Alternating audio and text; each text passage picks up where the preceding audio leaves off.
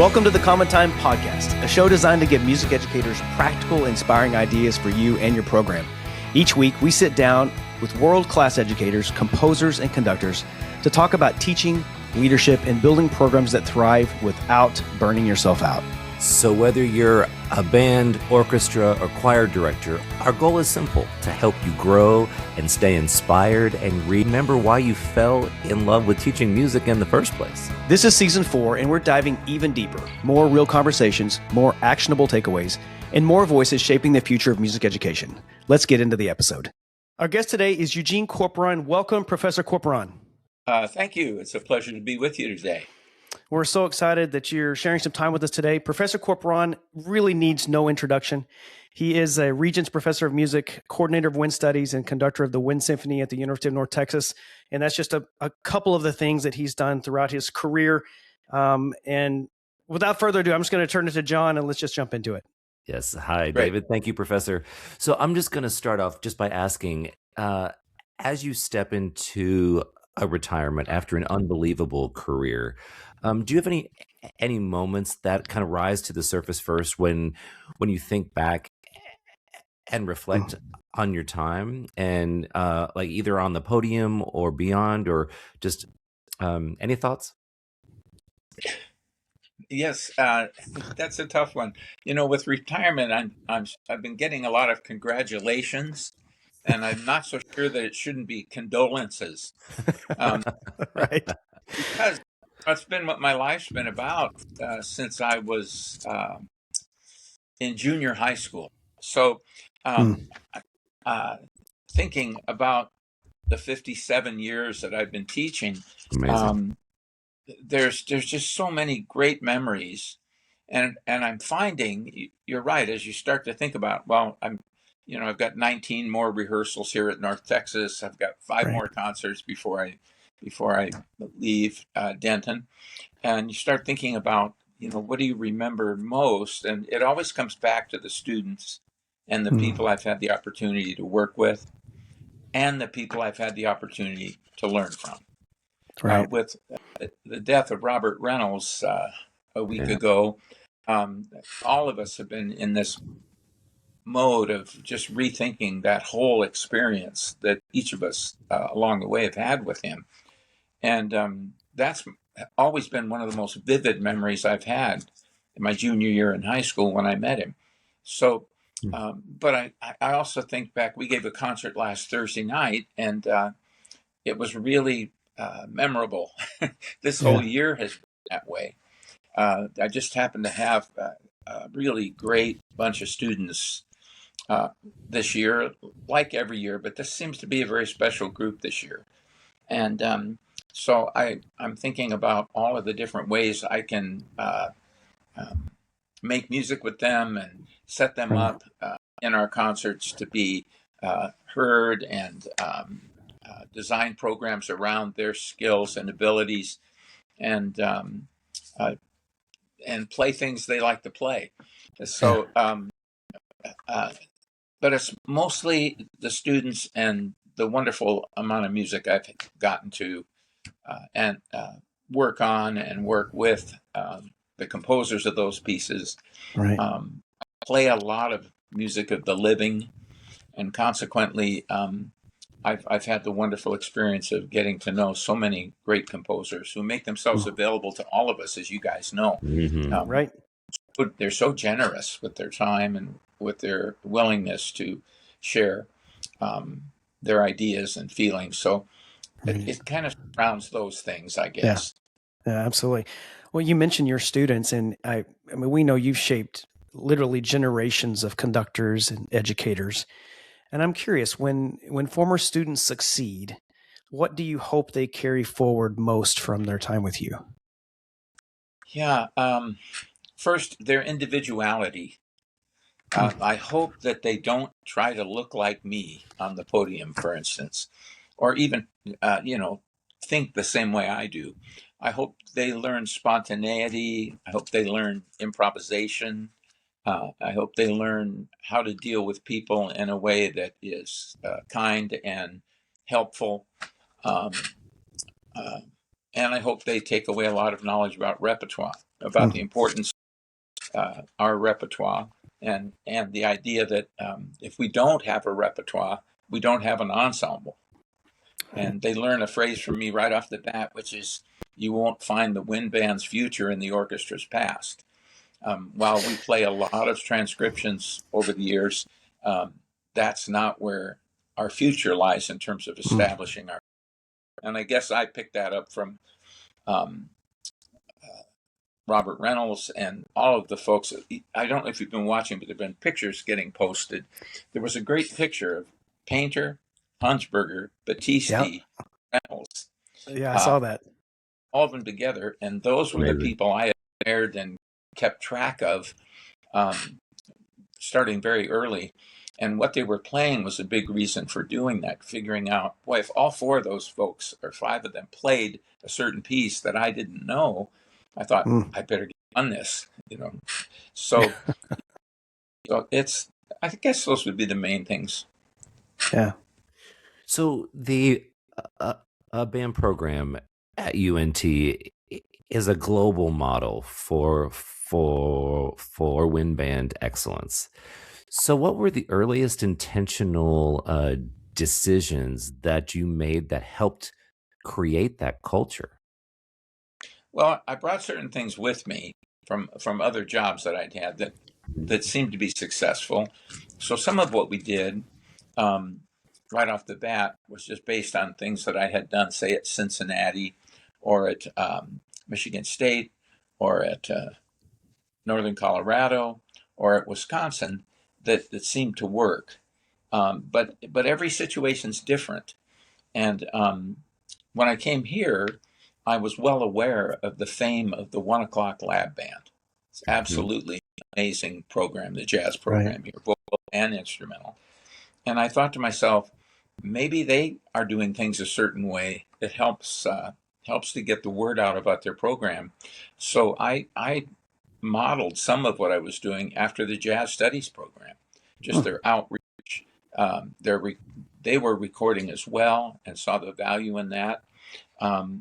And they were playing student compositions, and they were building artists and in the groups, and understood that they had a huge range of people in the ensemble, like I do today. I have some people who I lost the semester after Midwest, had to go student teach, darn it, the way they went. And others joined a service band, and others are finishing up their graduate degrees and have gotten jobs already as future studio teachers at universities. So there's all sorts of reasons why they leave. And the flexibility in that is something that's important, I think, and being able to keep a program going underneath your group. We have 7 concert bands here, and they're all filled with music majors. So I'm not going to get any sympathy when I say that. Our tuba teacher's retiring this year, and his 40 students are planning a celebration. Our euphonium teacher has 35, 40 students. We have 25 to 30 oboists. So, I mean, it's crazy. And we always have this kind of growth happening within the studios and within the other groups. And the key to that is having great colleagues like Andrew Traxel and Amy Woody, who do the wind orchestra and the wind ensemble in that order. And then we have 3 concert groups that our graduate students do. And we rely heavily on them. They work awfully hard. They're interns. They're not just students. And consequently, we have people who've had great high school careers who join us to do advanced degrees. And I'm really think they're doing a great job with the younger players. I don't think the younger players are missing anything by working with them. Yeah. So it's this team effort too that we've had to be real careful to develop. Yeah, absolutely. So I'm curious. I've had the pleasure of watching you rehearse various times over my career, and your rehearsals, for me, there's clarity, there's purpose, but there's always musical depth. So I'm curious, has your approach to rehearsal evolved over the 5 decades? And Yeah. what is that exactly? What would you share with us? Yeah, the way I used to do it was go until somebody made a mistake and then stop and try to fix it, and then get to the next mistake and fix it. And it was a real slow way to make progress. It's funny you should ask, because Bob Reynolds about 4 weeks ago had called me and said, "I'm typical Bob. I'm writing another book, and it's going to be about rehearsing. So would I be willing to contribute some thoughts about that?" So I have my notes here that Excellent. I'm looking at, and actually our regional CBDNA is coming up. We're hosting it here, and Ray and I are going to do a session on rehearsing. And I think Lowell Graham is joining us too. And so I've been kind of putting some thoughts together. But I'm not saying this to sell a book, but I wrote a book at one point, one chapter at a time. It took me 22 years to write it. And it was for the Teaching Music Through Performance in Band series. Right, And sure. those of us who formed that collective would each contribute a chapter once every 2 years. And at our anniversary, I think it was 20th anniversary, our publisher, Alec Harris from GIA, said, "Well, what? I'm happy to put out a combination or a combined chapters in separate books." And so we all, I think everybody agreed to do that. And so I named my book Explorations, Discoveries, Inventions, and Designs in the Nowhere. And I still feel, even after that long period of time, that that's really what rehearsals are about for me. I almost enjoy rehearsals more than concerts. I love the process of exploring a piece of music, of discovering what's in there, of having to create inventions. That's why I talk about improvisation, finding some way to make it work. As a composer, trusts us to do that, and we sometimes have to figure out a way to get it to happen. And the idea of borrowing a term from Frank Zappa, designs in the nowhere, that's what he called conducting, and I think that's brilliant. Because we draw these shapes, in the air, that seems to be how we communicate. But you need, and I would say this to anybody watching who's studying music, you need to acquire the technique to bring your ideas to fruition, to make it so. And you can have everything in your head and have a great idea and then not have the physical ability to, in real time, change what you're hearing. And even something as simple as making it quieter or making it louder. My students get really mad at me. They'll stop and say, "Trombones, play softer." And I'll go, blow the whistle. No, can't say that. All you have to do is go like this, and they'll play softer. So this idea of being spontaneous in rehearsal and trusting your technique is really important. That's one thing. Yeah. The reason I say it's improvisation in rehearsal is that you never know what's coming at you. They may play it one way beautifully on Tuesday, and when you see them again on Thursdays, somehow they've forgotten everything we were doing on Tuesday. That's not unusual. That just happens. Or spring break happens. Then you really have a problem when you come back. So being able to improvise a solution technically and to coach well. I mean, I divide it into two things. When you're talking, you're coaching. And when you're moving and conducting, or when you're moving, you're conducting and trying to get it non-verbally. And people expect us to be able to inspire groups and to access our intuition and to have integrity. By that I mean study, so that your intuition is supported by work. But what I look for when I'm working on a score, I was working on several this morning because we just finished a cycle, so I've got a new cycle starting on Tuesday, and I was thinking about it. I look for the patterns that are in the music. You might call them phrases or sections or formal structure. I look for the surprises. When is there a subito piano? When does everything stop and then start again really big? Or or a key change is really odd, and I look for the illusions the composers put into the music. The idea of creating something that you can't, that's kind of magical, that you, even with analysis, you can't explain how it impacts you in a certain way. So formal structure is really important to me. And of course, that's informing the way I'm going to rehearse. You use the form of the piece in a logical way to get clarity and to pass on information. Is this the same as this? If it is, let's rehearse this and then that, and have everybody go, oh, that's the same. I only have to practice one of those two. The logic that a composer will use. Yeah. The old statement, digression, return idea of how form's created. I do hear a lot from folks that they talk about clarity in our work here, and we work on that very directly. And I really believe clarity comes from articulation, just as it does in an orchestra from bowing. And if we're not all articulating the same way, note grouping the same way, we're working against one another. Now, sometimes you're supposed to, sometimes different layers or stacked ideas, and each of the layers has an organization that's different. And but you can't get clarity if everybody's just kind of playing and not understanding what family they're in. So we spend a lot of time with that. The other side of it is the sound. I have a poster in the hallway here that's from Sony, and it shows the start of Beethoven Fifth Symphony in all different colors. I've had it forever. And the poster says full color sound.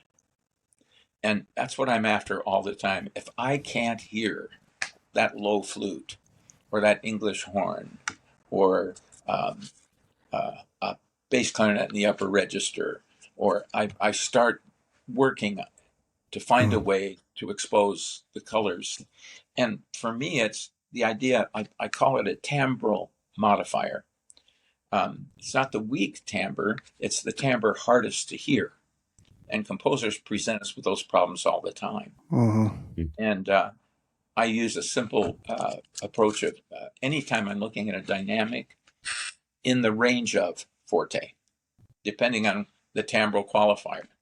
So brass may say forte, but it's not going to work if there's a muted trumpet having to get through that or whatever. So trying to figure out how you can adjust the balances to allow all of the sounds to be there, and that's really important, I think, to me. I don't want to go on too long about this. The one other thing is paying attention. I would advise conductors to consider, and musicians, their skills of awareness, what they see, what they feel, what they hear. Remember what you know, and allow yourself to imagine what that sound might mean to yourself, or visually even. Create your own video in your head of what you might be hearing.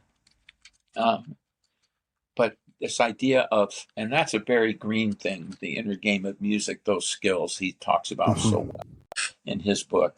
But I think it's fun to watch advanced players interact at rehearsals. Sometimes we'll stop and I'll hear chatter and I'll just wait because I know what they're doing. They're doing my job for me. They're going, I'll go up, I'll go up, you go down. Okay, and you watch. They're not being rude. They're, you can tell that they're working on pitch or on style or let's tongue here so I just wait. And that kind of, they're paying attention to what they're hearing and finding someone who's playing their same line and making agreements as we go along. Or I think stopping and saying, I think he asked us to tongue that third eighth note. Are you doing that yet? No, I didn't know that. Mark, that kind of interaction. So sometimes demanding silence in a rehearsal is not good because you're stopping them from solving problems. Yeah, creativity too. Yeah, and ownership. right? We Right. want people to take on ownership of the process. I don't look forward to Tuesday's rehearsal because I know how all this stuff sounds. They're not going to know how any of it sounds. And I look at it and Right. say, where did that group that played so well last Thursday night go? You know, because they don't have these pieces. It's not like they've studied the excerpts to the Krennic dream sequence ever since they've been in high school. You know, they just haven't seen it, or even to Ranger's Lincolnshire Posey, unless they've auditioned for service bands or something. But the idea that we start over again, and for us, the last concert was on 7 rehearsals because we had an ice storm, and the 7th rehearsal was the dress. On the next concert, just because of scheduling, I've got 11, too many. But I chose a bigger program because I know I'm going to have more time. So, one other thing I wanted to say about these problems, there's several ways that problems get generated. Sometimes we generate them. Sometimes we're not being as clear as we can be, or we've not exactly figured out how we're going to do it, or we're still exploring how we're going to do it, so it slows things down. Sometimes they're player generated. People haven't prepared yet, or have and are working on it but haven't gotten there yet. Sometimes the composer creates the problems, you know, by not thinking through how this phrase is going to be organized as far as note grouping and phrase. They'll just big phrase over everything and walk away from it because it's interesting to have to deal with that. They would always, I'm sure, think about bowing, but a lot of times when it comes to winds, they don't think about the articulations we have to do. And then sometimes the problems are generated by where you're playing in the space you're in. I've got a concert coming up at Meyerson with the Lone Star, and you have to prepare so differently to play in that room. It just rings and rings and rings. Right. Preparing for Midwest, I kept saying play longer, add length. There's going to be carpet. There's going to be low ceiling. There's going to be, it's different. And it's when you get in a space, like what we get? We got 50 minutes to hear the sound in the ballroom at Midwest. Right. And I said, you're going to have very short amount of time to make your adjustments. And once you hear the sound coming back at you or not coming back at you, you're going to have to just figure this out. But the idea of we play in our hall every other, mostly on Tuesday.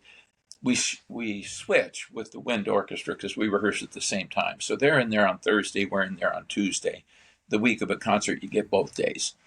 And our rehearsal room is a totally different space. I don't mind that because we have to adjust to the rehearsal room, which is smaller. The brass can't come in, or percussion can't come in and play the way they play in the hall. And but that's part of the training for getting used to adjusting to the space you're in. Just like any of the bands, if you've ever gone on tour, one night's a gym, the next a concert hall, the next night is a cafeteria, the next night. So you really have to, be flexible with all of that. So I think rehearsing is really a lot of fun. I watch my players go through this process of discovery, and all of us, now and then, more often than not, they'll teach me something in rehearsal. And I've just taken to saying, thanks for teaching me today, or a player will raise a hand and ask one of those, how did you want the trombones to play that loud at letter B? He's a flute player. I'll go, thanks for teaching me. Trombones, I think you've irritated some folks up here in front. Take it easy. A lot of times the question can be an answer from players if you listen. Are we tonguing that? Are we tonguing that chord at the end? What they're saying is, I'm hearing people doing it 3 ways. Which way do you want? You haven't really made it clear yet. So I think I'm pretty forensic in rehearsals. I mean, I really dig in and go pretty deep, but I also pace the rehearsal, and that'd be the last thing I'll say about this because there's so many other things. But I think we all know, you have to keep an eye on the group. And if you may be going down a rabbit hole to fix something, and the rehearsal turns into a sectional. And right at that point, the best thing you can do is go back to being a rehearsal and maybe say, maybe we can work on that in a sectional, or maybe you guys can get together outside of class. But you get the idea of what we're trying to get here.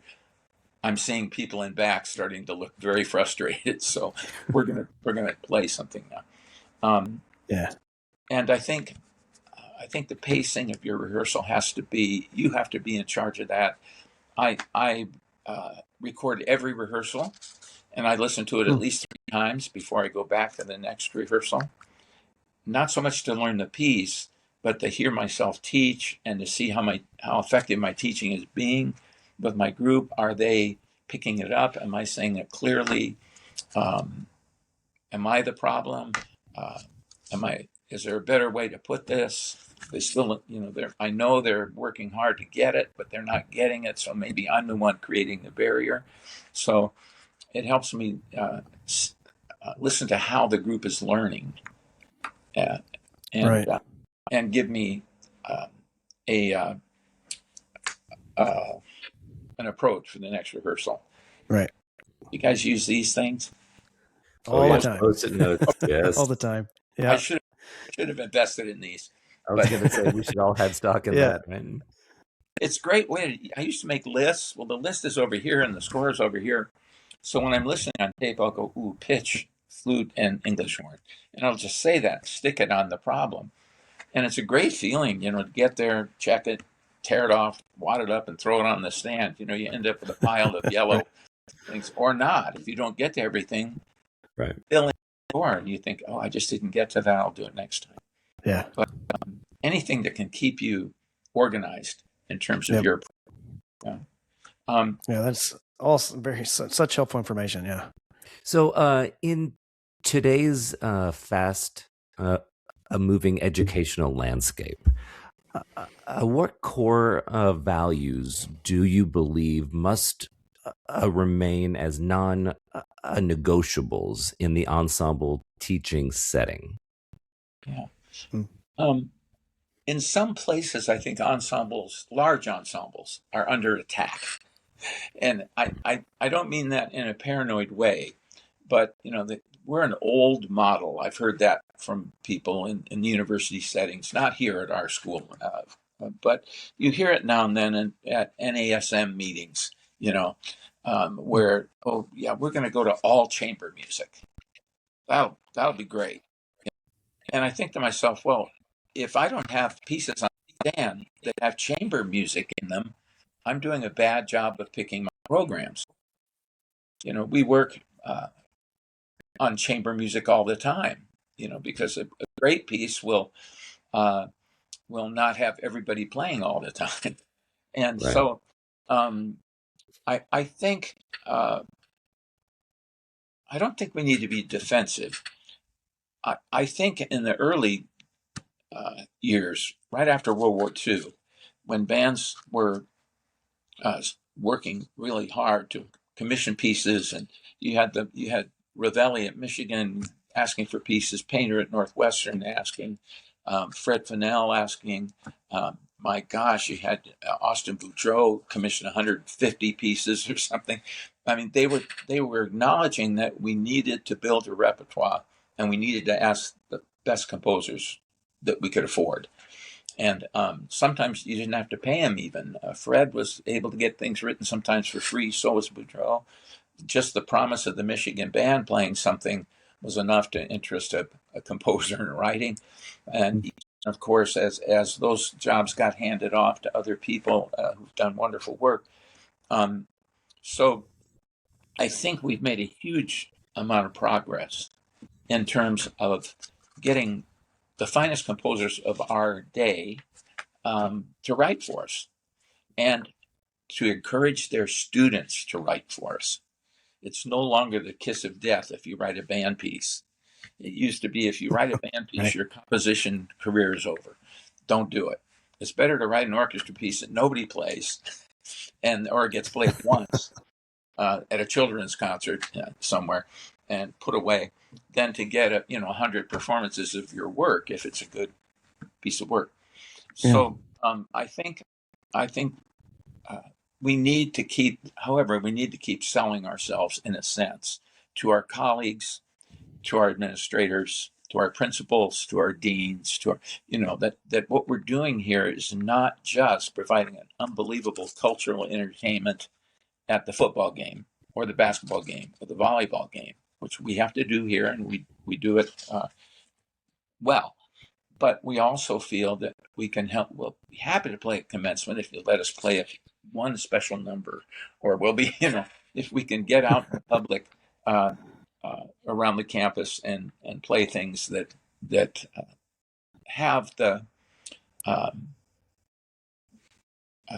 alumni and the people who are interested in following the program have access to the artistic side of what we do. And thank goodness we have so many fine composers. That's something that's changed immeasurably, willing to contribute to our repertoire. So I just think we have to keep in mind the music director side of our positions, wherever we are. There is a public persona that we have to represent to our administrators and to our parents. My students, believe it or not, they have parents too, and they're old. They're old, but they have parents. And one way we've found to really have terrific outreach is through live streaming concerts. It's unbelievable how many places we can get to. I remember when we put it up for the first time in the Murchison, our concert hall, I got a note from a parent that said, I was so excited to see my daughter, Betsy. I didn't know she was still in college. Saw her on stage and got all excited. Grandpa, come here. So now parents, the problem with college students is a lot of their parents live way far away from where they're making music. And they were used to their parents coming to every concert they gave in high school. And now here they are 3 states away, and the parents would like to be here, but we're playing in the middle of the week. So the fact that we can reach out to families and have them see their kids making great music has really been helpful. And it's especially helpful for the students to not just hear themselves play, but to see themselves play. Are you convincing? Are you, do you seem involved when you're performing? There is an aspect that it requires that you are that way. And that if you get bored watching yourself play, imagine how the audience feels, So, I don't mean to be dramatic and things, but just to be in it. And I've always been really proud of my group, because when they play, I see it when I watch the video the next day. Their intent and their focus is observable as well as audible. And I just think it's a great way to do it. More and more schools are doing it. I mean, think about it. You do a world premiere on Thursday night. By Friday night, 100 people could have watched it. Other professionals who might consider playing it.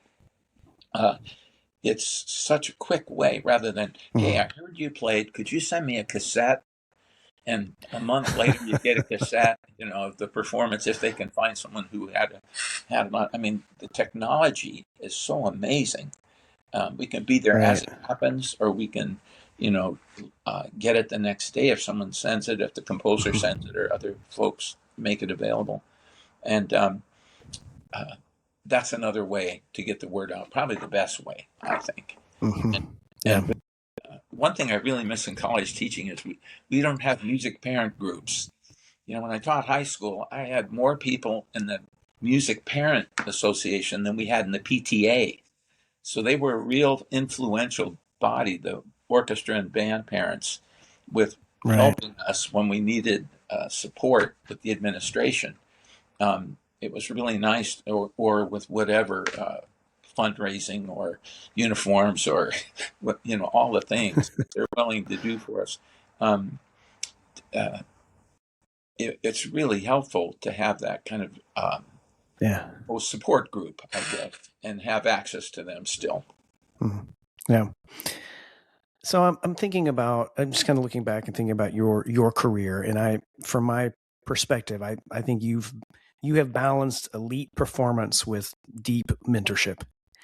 So how do you define leadership, if you will, in a musical setting? So how should young conductors begin developing that concept? Something that I think about when you're first year teacher, second year teacher, new job, there's another first year teacher, even if you've been 5 years somewhere. Um, it's easier. You have to earn respect. You can't demand it. And you have to be a good model of work ethic, and preparation. All the things you want your students to do, you have to be an example of that, I believe. And so they can tell when we're not prepared. They can tell when we haven't made our mind up yet. And I don't mean you have to have everything decided, because it is kind of a cumulative experience, especially if you're doing new music or it's new to you and new to them. But doing your homework ahead of time to the point that you can lead it, maybe not lead it the way it's going to happen when the concert comes, but at least you can be the person out in front moving through the process and helping them find their way. Um, but I'd say preparation is really an important part of that. Yeah. And don't be afraid to let your belief system be be out there. I mean, sometimes I know a good example is going to be a piece I'm going to put on the stand next Tuesday, which is a piece I've always wanted to do, haven't done. And I'm looking up at a picture in my uh, office here of Frederick Fennell, Bob Reynolds, Bill Nichols, and I at Ernst Krennick's house in Palm Springs, commissioning Dream Sequence, 12-tone work. Yeah. It's maybe not as crazy as Apotheosis of This Earth by Husa, but it's going to be a hard sell. It's not all melody and Latin drumming. So I'm going to have to. They'll get from me, I think, at the very first rehearsal that I really believe in the piece, or I wouldn't have put it on the list for the rep. But I'm going to have to win them over to the piece by the way I rehearse it. And it's almost always like I feel like the composer's in the room, so I try to treat the piece with the respect that I treat the person. And uh, and sometimes I'll just stop and say, "Can you believe how well written this piece by Mike Doherty is, or this piece by Frank DeKelly is, or this piece by John Mackey? Look at all the work they put into this." Or, we just Cindy McTee or Joan Tower, or all the time they took to think about how this was all going to go together.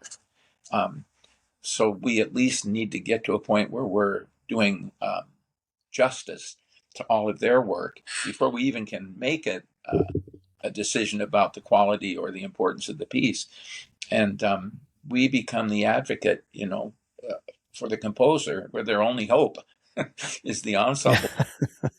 Right. And, I remember David Holsinger lived in our area for a while here in Texas, and he was talking about how he feels, when he finishes a piece. He said, "I hand it over to you, conductors, and to the ensemble." He said, "And I put it on your stand. And what I'm putting on that stand is a piece of my soul and my heart. I really have invested in this.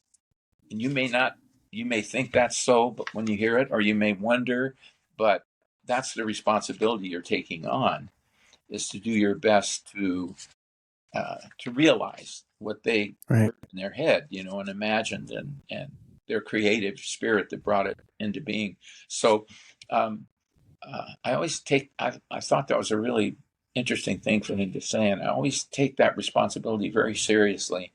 And sometimes I'm out there alone. You know, some pieces are easier Yeah. to tell to a group than others, and it just takes a while for them to come to it and believe in it. I think a lot of public school teachers would say, you know, they face this with a piece and they hand it out and the kids are frowning and not sure about it, and then by the end of the experience you can't get the parts out of their hands. Oh, can we play it again? I really like, that's my favorite piece.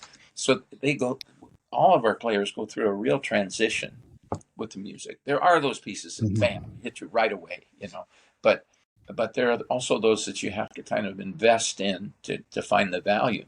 Right. Yeah. So then, looking ahead to the next generation of band directors and conductors, what excites you the most about where the profession's going? Okay. There's two things. One thing doesn't excite me, and what most of everything does. Okay. I think, and I'm going to sound like an old man here, I think you have to be careful with social media and with taking on a persona of expertise, uh, so that you get noticed before you've done the work. It's the work that provides the expertise, that qualifies you. And sometimes people get to the camera too soon and start lecturing on all sorts of things, musical things, without having really built any credibility in their work. At the same time, I think social media can be super helpful to people trying to get their name out there and get noticed and all of those things. But you have to be really careful that you come across the right way. So that's one thing. I just warning composers and conductors alike. Uh, some people spend an awful lot of time talking about composing, and we're waiting. We're waiting for something really great to be there. Um, uh, but I think um, I think understanding public school. Let me start with that. Be careful that the only reason you go into public school teaching is to do marching band. And if you're in a corps and you love it and you want your whole life to be that, they age out at a certain age. There's no way you can do that. So I'd say be sure you're developing the artistry side of your work and musicianship side of your work with your ability to do a phenomenal show. I think what happened in the marching band field is that they've gone more and more towards Broadway, and we've even seen Blast, and we've seen shows go to Broadway. It's amazing musical theater is what's happening on the field now. The old days of forming a stick figure and making the legs move, or a tractor and the front thing went up and down, or a cuckoo clock. Those are all. By the way, I have charts of those shows. If anybody wants, Of course. you have all those kind of very static things. Now it's unbelievable color, staging, musical performance. Everything is elevated, and it's a great thing to want to do that. But I also think you shouldn't ignore the concert side of your work, and that at some point in your year you have to turn from doing a brilliant job on the field to doing as equally brilliant work with your concert groups. It's only going to help your marching band sound better, and playing great music outside is only going to help your concert group sound better. So this balance, I think, is really important. When I only taught public school for 2 years, but when I did, I was the orchestra conductor, the band conductor, the jazz ensemble leader, the chamber music person, the drumline coordinator. There was one person that did instrumental music, and it was me. There was one person that did choral music. It was Bob Boucher in California. There were no teams of people working. You wrote the shows, you did the charts, you had to do it all. no one had figured out where it was going to go yet. So the models for us were college marching bands, and now the models are corps style bands. And they're tremendously artistic and doing great work. But I think a music educator's got to balance their career with both areas of expertise. It's really important. And for young college teachers, wherever you go, you're going to be asked to do many things. Your first college job will probably be a collection of lots of different things.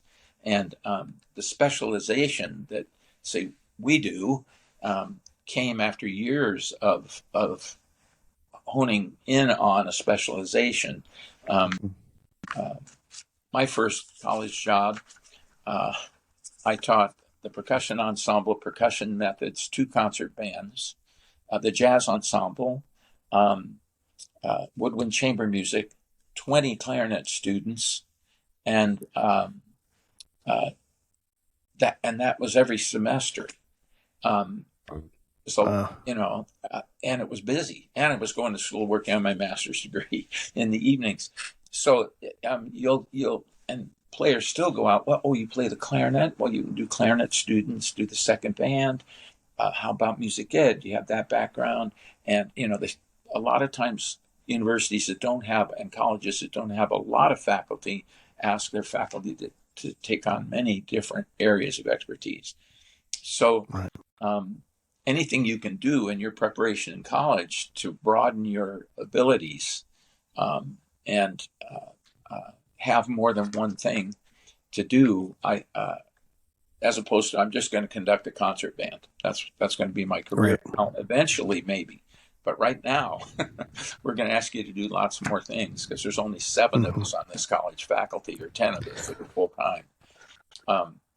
But I think balance would be my biggest suggestion. And don't forget your artistic self. Don't forget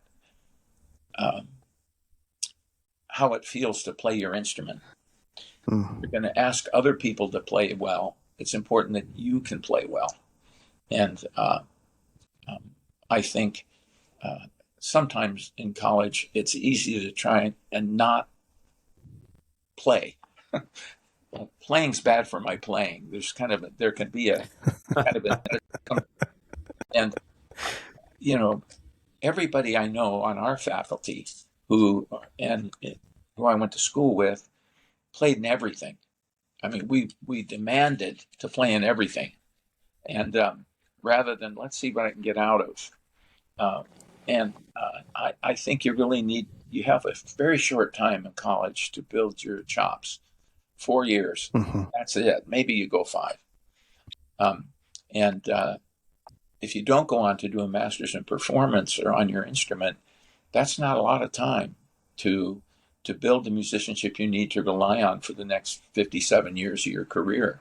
So you have to really take advantage of the people that are in school, that you're around that are great musicians, and also the teachers that you have contact with, and really pay attention and ask questions. Go to concerts, go hear the orchestra, go hear the jazz ensemble, go hear the choirs sing. Anything that puts you in touch with a variety of ways that music gets made will all benefit you later in your work. Right.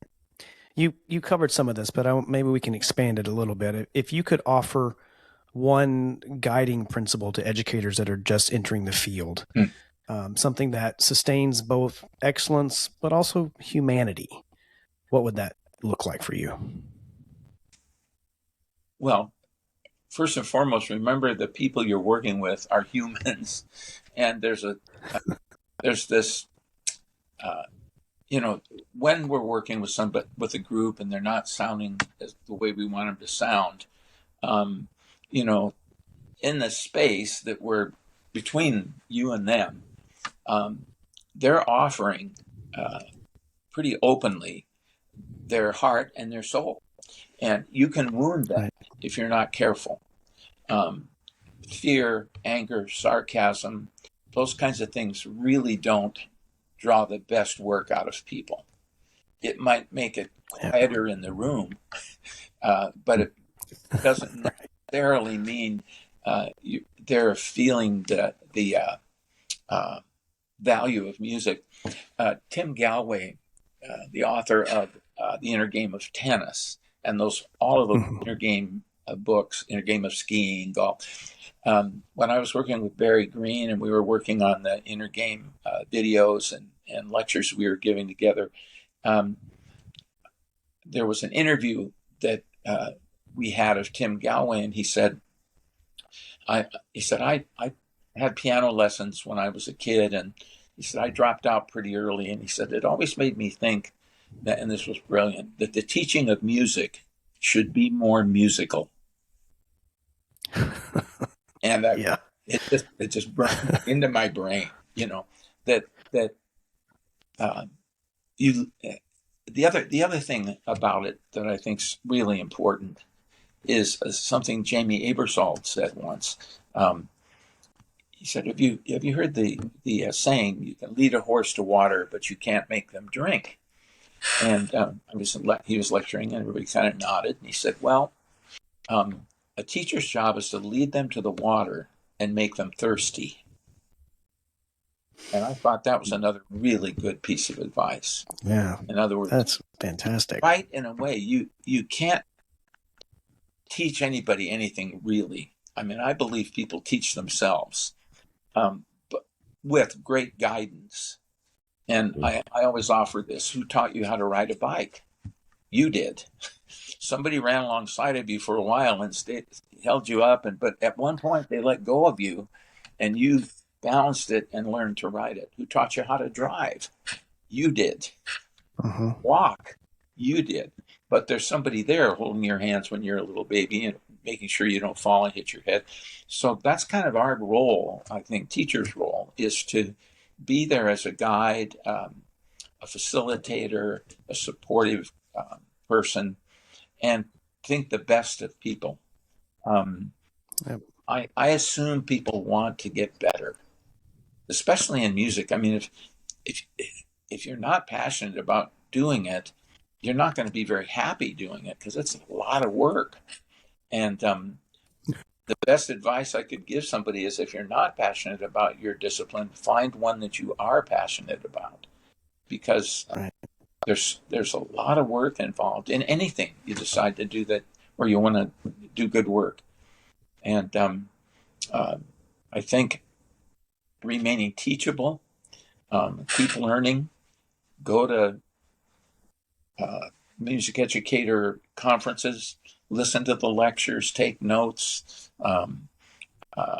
seek help from colleagues who seem to have great programs. If you take a job in a high school district and you hear that one of the junior high schools has just an incredible band, go down and watch that teacher teach once a week. If you're near a great university situation, go to a rehearsal now and then. Because it's on my mind, here's when Bob Reynolds came to Long Beach. It was before, I got there a little after he got there, but when he came to Cal State Long Beach, Jeff Reynolds was playing trombone in the Wind Ensemble Symphonic Band, who left Long Beach 2 years later to join the Los Angeles Philharmonic and was there for 35 years as their bass trombonist. Bob was very young, and Jeff was kind of almost his age, and Jeff said to him, we're really excited working with you here and everything, and we're having a great time. And he said, we think you ought to go take lessons. And Bob always great. He said, no, I could have gotten mad at that. He said, but he was right. And so he said, Jeff, who should I take lessons from? Jeff said, well, Zubin Mehta. He's conducting the LA Phil. Go take lessons from him. So Bob wrote Zubin Mehta, got to maybe a 10th secretary or somebody, asking if he could come and study with Zubin Mehta, because Long Beach was maybe an hour from where they rehearsed. And he got a nice letter back from the secretary saying, Maestro Mehta does not teach lessons. But if you'd like to come to rehearsals, we could arrange that for you. So Reynolds, every Friday, For the rest of the time, he was at Long Beach, went to LA and sat in on the Los Angeles film. And he took the scores of whatever they were working on and said, you'll have to be quiet and you have to sit in the back. And he just went to rehearsals and observed. And he learned a lot doing that. And, Right. and I don't know how it is for you, but if I'm at a conference and I see the Indiana Wind Ensemble is going to be playing at this conference, I want to know where they're rehearsing. Where is their Right. dress rehearsal? I want to hear that. Or the Eastman Wind Ensemble, or I remember the Eastman came to San Diego for our teachers conference one year, and I found where they were going to rehearse for 2 different rehearsals, and just went in and just ate it up. It was so great to see that group work together. Or New England Contemporary with Frank, or you name it. There's so many, LSU, and so many great programs we're so blessed with now in the college world. And just an hour rehearsal with somebody, watching them deal with all the things you deal with and how they come at it, it can be so valuable. All state bands, what a great place to get somebody work. Yep. And don't miss the first rehearsal. It's another thing I tell my students: if you're going to go to one, go to the first rehearsal, because that's where they become an ensemble. And how people do that, how Mallory Thompson gets that done in 30 minutes, or Mike Haithcock gets it done in 30 minutes, or Alan McMurray, or anybody, who's doing those things. That's where you're seeing an ability to take 120 people and turn them in the right direction and make them an ensemble and go in a very short amount of time, because there's never a lot of time at those things. And quite often, they haven't even seen the music. So you're starting from zero. And so, Right. I think if you don't have any other way to get better observing great conductors who come to your part of the world, of course, the other thing is what's being done so well these days are the conducting workshops and collegiums that various schools are having all over America. I think wind bands, the wind band profession in general, does a way better job of teaching conducting than the orchestral world. Most of the people who teach at those things are so open, are willing to give everything they have away and help people. There's no secret. Right.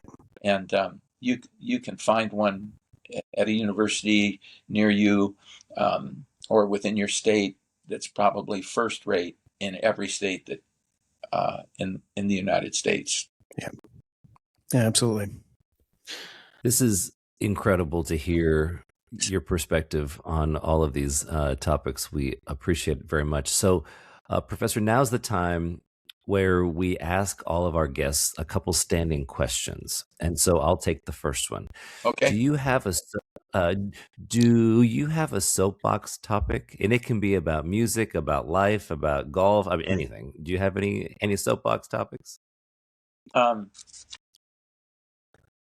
Yeah, I'm a very dull person. I mean, I have no hobbies. Everybody's saying to me, "What are you going to be doing when you retire? Paddleball? Do you golf? How about fishing?" And I'm ashamed of myself. It's yet to be determined. So one of the things I'd say is find something else to do besides music in your life. I mean, develop some hobbies, or you may find yourself having to do that later in life. But I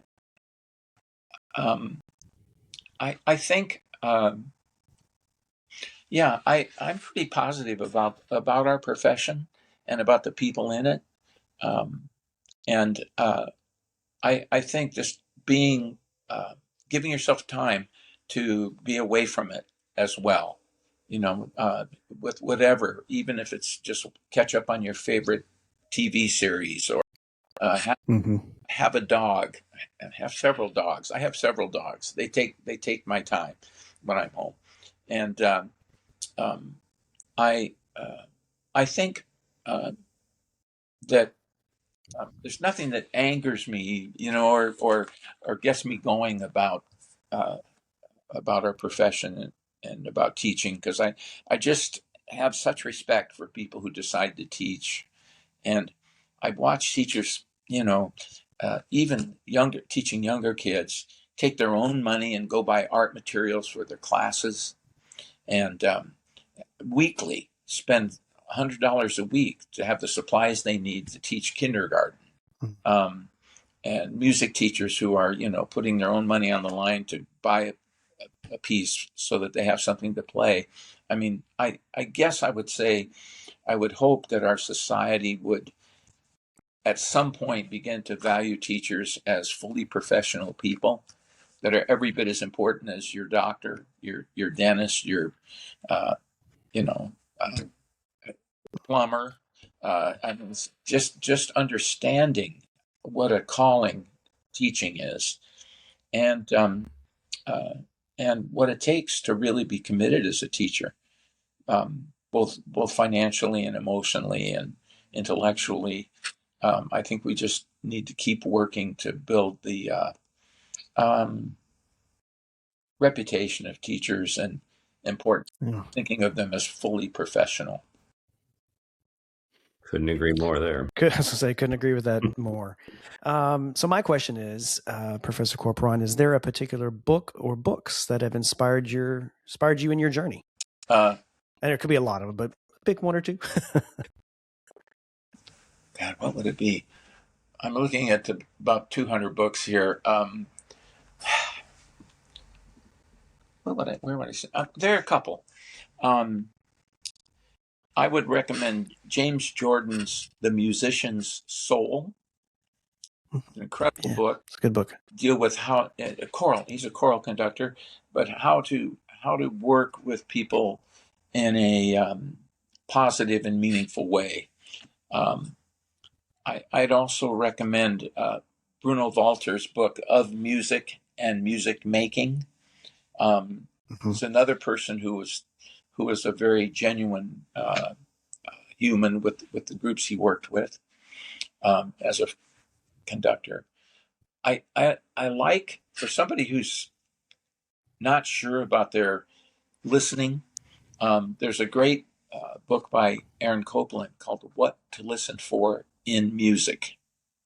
And they were from his Harvard lectures, the chapters, and he talks for lay people how to listen, what to listen for: melody, harmony, rhythm, texture. Right. But he lays it all out so very clearly, and it's a really good way to kind of set up your listening and make sure you're listening in multiple levels of activity that are going on. Right. You don't just hone in on right notes or rhythm. Sure. One more. Let me think of one more. Gosh, there's so many. I can't remember the author. There's a book called The Silent Pulse. I can't remember. I can see it here, but anyway, which deals with the connection through rhythm and the idea of a pulse. We all have a pulse, our heart's beating, and it's even been proven that our hearts, group people together making music, their heart syncs up with the music and with each other, their heartbeat. So I mean, there's a natural connection in music that through pulse and pulsation that really is important. And working with Evelyn Glennie over the years, she counts on that so much because she can't hear. She hears sounds, but she doesn't hear the way we hear. She's profoundly deaf, right? Not completely deaf. And I saw her when she was here playing with us before a TMEA convention. She invited kids from the deaf school here in town to come to the concert. And it seemed like a crazy thing to do, but she had them sit in the front row and put their hands on the stage. And she was communicating when she came. I said, well, what are the accommodations you need? She says, I need to be where I can see you and you can see me. Watch my hands on the marimba or on the drums. And she played barefooted so that she feels the vibrations coming through the stage. And she was right on with us, and we were with her. We never had a problem syncing. And she was so clear. She conducted me, and then I conducted the group. I mean, by the way she set up things. Right. But it got me thinking about that whole thing about feeling the vibrations of the music, along with hearing the melody, or hearing vertically, or hearing horizontally, or hearing diagonally. Right. Feeling the pulse, making that connection. The author's name is George Leonard. Yeah. Who you're talking about. Yeah, that's it. George Leonard. Yeah. Yeah. All right, Professor. So I'm going to take the final question. By the way, we can't thank you enough for your time today and just hearing all of these incredible perspectives over an unbelievable career. This question might be the most important of the day. Okay. So what is your favorite time signature? Well, this has changed. The older I've gotten, the more I like 4/4. Yes. I said to Mike Doherty last year, I said, I had made a rule that after I turned 70, I was going to do no more mixed meter. That's it. I'm done. Fair. I'm going to do, 1, 2, 3, 4, or 1, 2, 3. None of this 1, 2, 1, 2, 3, 1, 2, 1, 2, 1, 2, 3, 7. Yeah. And of course, he hands me a score full of that. Of course. Yeah. Of course. His favorite time signature. Yeah. I think the one with the circle and the line through it, free time, where there is no time. Free time. Yes, yeah. Free time. Speaking of Lincoln Tripozzi, you're going to say. Lord Melbourne, you can never be wrong. You just the way you want to do it. How you feel it. It's how you feel it. Yeah.